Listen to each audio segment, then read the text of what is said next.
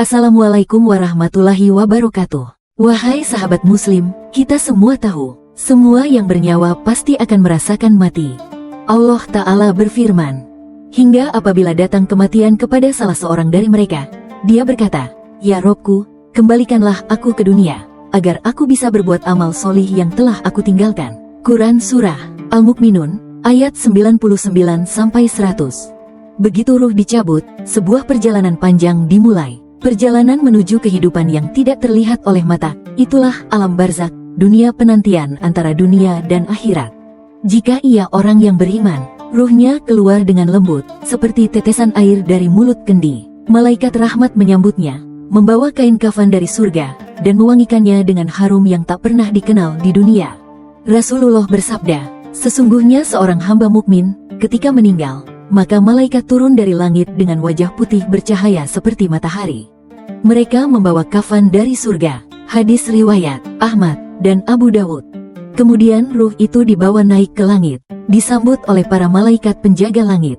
Mereka berkata, ini ruh yang harum, ruh hamba Allah yang solih.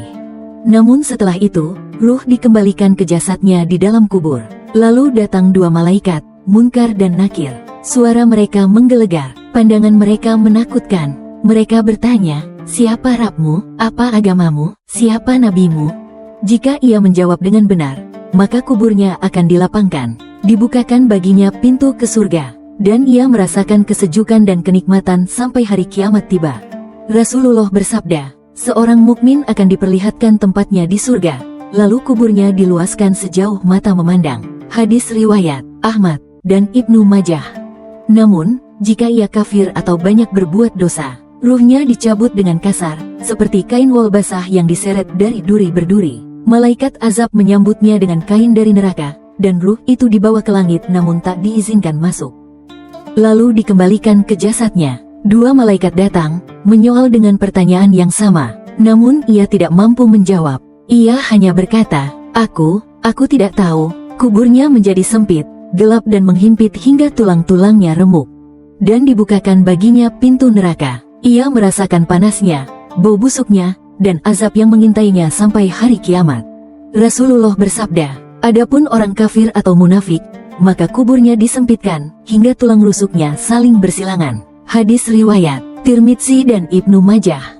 Barzakh bukan sekadar tidur panjang, ia adalah pembuka dari nasib abadi kita kelak. Sebagian jiwa beristirahat dalam kenikmatan, sebagian lain menjerit dalam penyesalan yang tiada akhir.